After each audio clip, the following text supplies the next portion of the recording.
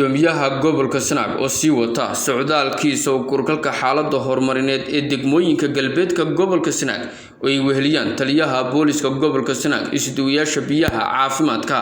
warfaafinta waxbarashada xanaanada xoolaha deegaanka iyo mas'uuliyiin kale ayaa gaadhay deegaanka Fadhigaab oo ka tirsan degmada Garadag ee gobolka Sanaag markii ay gaadheen gudoomiyaha gobolka Sanaag iyo wafdigiisu waxa halkaas ku soo dhaweeyay maamulka tuulada Fadhigaab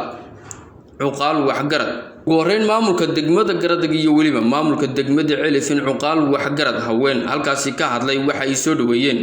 وفتك قدوميها قبل كالسنة وحي نشجع سيد تام كأوتها إنه بتقليد الدجاجة داس فردقاب مدن قدومية يا مدن يالبا دجاجكم مركب هراء وأنا بتقليو رنتي وهذا كساندت كسيو شوغان دت كسيف عم بسيف عن سينو سود حق السيين أنا أتبع نقوم هذا علينا برشة غير فردقاب si wanaagsan bay u adkeeyeen runtii arrimihii nabadgelyada ballanadii iyo qorshayaashii laga lahaana way fuliyeen wafti ballaaran baa markaa iminka noo joogo sababta uu gudoomiyuhu soo kaxeeyay isduwayaashii heer gobol oo dhan waa inuu u kuur galo ma garanaysaa xaaladii deegaamada tuulada Fadhigaab ka tirsan degmada Garadag waxaan ku soo dhawaada degmadii oo nabada dalkii oo nabada leedii ka sugayay waxaan ku soo dhawaada iskaliya laaba ku soo dhawaada mar labaad waxaan barasaabka ugu mahad celinayaa waa barasaabkii koowaad ee suduwayaasha soo kaxaya isagoo ku kormeeraya hawlahooda shaqo aad baan ugu mahad celinayaa waa kugu soo dhaweynaynaa waa kugu rab taaganahay waxaanu leenahay ilaahay ku fududeeyo gudoomiye ku soo dhawow degmadaadii Garadag waa faafkii Fadhigaab aan ku joogno maaha kale iyadna waxa ilaahay lagu mahadnaqaa maanta reer Fadhigaab oo isdhex fadhiya baa wax lagu ilaahay lagu mahadnaqaa gudoomiyaheena waxaan leenahay Axmed Nabad baan leenahay ilaahayna ha inoo ictiqaado ku salaamaya wafdad ballaaran ee noo timi barasaabka taliye-qeybeedka taliye-qeybeedka hadii la kuuriyo waxyaha faraha badan ee kala bedbedelan iyo maamulka degmada Celifweyn degmada Garadag aad iyo aad baan u salaamaya dadka islaamka aad iyo aad baan u salaamaya waxaan ku salaamaya salaanta islaamka assalaamu calaykum waraxmatullaahi wabarakaatuh alxamdulillaah marada atraahdeen Fadhigaab waa nabadgeliyo alxamdulillaah rabbil caalamiin mar labaad iyo mar saddexaadba runtii waftiga ballaaran ee uu hogaaminayay barasaabka gobolka Sanaag oo ah barasaab nabadeed annana Celifweyn ahaan waxay ahayd nabadgeliyo gudoomiye waana kugu soo dhaweynaa waxa weeyaan gudoomiye cusbaaba taay intii aad xilka qabatayna halkan u soo wareegtayna waxa weeyaan nabadgeliya ka dhacday wadanka aad iyo aad baan kugu hanbalyeynaa waana waxa weeyaan baahi weyn baan ku qabnay waana kugu soo dhaweynaa Fadhigaab waa nabadgeliyo maanta alxamdulillaah rabbil caalamiin waa nabadgeliyo waa la isdhex fadhiyaa iyana wixii inta soo gaaray alxamdulillaah rabbil caalamiin maanta waa isdhex marasa waa wada fadhida waa dad walaalaah waa dad hore nabadgeliyada inaga ku nool hadaynu deegaanka ama Fadhigaab noqono ama Celifweyn noqono ama Darweyn noqono ama Huljiid habar lamaane ama gobolka Sanaag nabadgeliyada inaga ku nool ilaahayna waxaanu ka baryaynaa inuu sida inuu ku qooyo sida madaxda qaranka oo shaqeysano waa looga shaqeynayaa lana gudoomiye koowaad ee yiri kormeer baan ku baxay maraya dalka deegaanka ee gobolka horta waa kii koobaad ee codsaday baan leenahay waa ku soo dhaweynaynaa hadda deegaankan maraya mid colaadi saameysay mid abaari saameysay mid ayax saameeyay mid caafimaad darro saameysay intaba waa ka jira Fadhigaabna nabadgeliyadeeda oo sidoo odayaashu ku baahan waa nabadgeliyo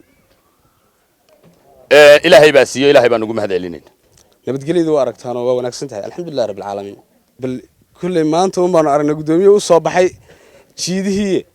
waxaan ku ogeysiinaynaa dhammaantiin bal in loo fiirsado baahiyaad ka jira deegaanka ummadda mustaqbalkeeda iyo horumarkeeda iyo danteeda in maslaxada ummaddan laga taliyo isduwaa wasaaradda warfaafinta maxamed xasan Saraaf ayaa isna bulshada tuulada Fadhigaab hadallo ku wajahan nabadgelyada halkaas uga soo jeediyay gudoomiyaha gobolka Sanaag safarkiisana wuxuu salka ku hayaa xog ogaal noqoshada xaaladda dadka iyo dunyada ee degmooyinka gobolka Sanaag waxa uu safarkan wuxuu saaka socdaal ku soo maray degmada Celifweyn iyo degmada Darweyne iminkana wuxuu soo galay degmada Garadag waxa uu qayb ka yahay safaradiisa uu ku gala bixinayo dhammaanba degmooyinka gobolka Sanaag oo ka bilaabay degmooyinka galbeedka taasoo ugu korgelayo wixii dhibaato ah iyo wixii ay dadku qabaan si uu u ogaado isagoo wata mas'uuliyiintiisii wasaaradaha oo si wasaarad waliba baahida ka jirta ay dhagihiisa loo maqashiyo ugana jawaabaan wixii baahiyaa taliyaha ciidanka booliska gobolka Sanaag gaashaan la dhexe Saleeman Ducaale ubaxle dhagacade ayaa isna halkaasi ka hadlay isagoo bulshada fadhiga kula dardaarmay dardargelinta nabadgelyada inta qof oo ku nool jiidan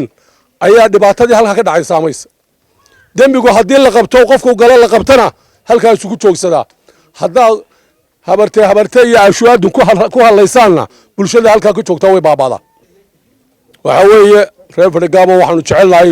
wanaagin waxaanu jecelnahay nabadiin waxaanu jecelnahay horumarkiina waxaanu jecelnahay ganacsigiina waxaanu jecelnahay in caafimaad heshaan oo amni heshaan oo horumar gaadhaan halka bulshada mar soo martaan askariga buluuska wuxuu habeenaya maaluur taagan yahay 8 jeer baan maanta la soo hadla waxaan leeyahay wax garadka iyo waayeel kaartayda fadhiya reer fadhigaabow waxaan idinku dardaarmayaa war nabadda ka shaqeeya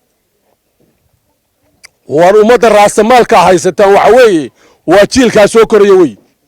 injineer Axmed Cismaan Xasan Barasaabka gobolka Sanaag oo gabagabadii halkaasi kala hadlay bulshada tuulada fadhiga cod dheerna uu sheegay inay u dhaqaaqaan dhanka horumarka iyo wax wada qabsiga ka xukuumad ahaan ay diyaar u tahay wax kasto ku xidhma inuu jawi ka duwan jawigeena misanaadana ku arkaya waxa ay keen muuqda jawi nabadeed waxa ay keen muuqda jawi farxadeed baa ay keen muuqda oo fikirkii anigu markii hore aan haystay meelaan cidiba isku imanay baad markii hore tagaysaa baan islaa laakiin dad kii hadlaaba oo nabadda diyaar u yahay oo horumar igala hadlaya ayaad maxaan ku dhaday ku hadlayseen taana aad iyo aad baad ugu mahadsantihiin ujeedkayga socodka safarkaygu u daaranaa waxay laba qodob mid waxay isbarasho inaynu horta bal isbarano tan labaadna waxay nabadgelyada ayay ahayd ta saddexaadna in xaaladiina aad ku sugan tihiin horumarineed loo kuurgalo ayay ka mid ahayd waliba safarkaygani wuxuu ugu kow ka ahaa fadhigaab uu lambar 1 ah nabadda waxa haya waa intiina wada joogta cidda ugu fogeydin iman karta waa anagoo gobolkii joogna cid meel kale inooga timid oo fariin inoo sidaayay xanuunkaad qabtaan idinla wadaagi mayso innaga isku xanuuna innaga isu damqan karna inteena wada joogtuun baa isu damqan karta waxaan doonaynaa markaa nabadda aad qaadateen aad iyo aad baan soo dhaweynaynaa waxay noo xigi doontaa wax maxaan ku dhaday horumarkii kale markaas la arkayaa waa Maxamed Suuta telefishinka qaranka Jamhuuriyadda Soomaaliland Celefon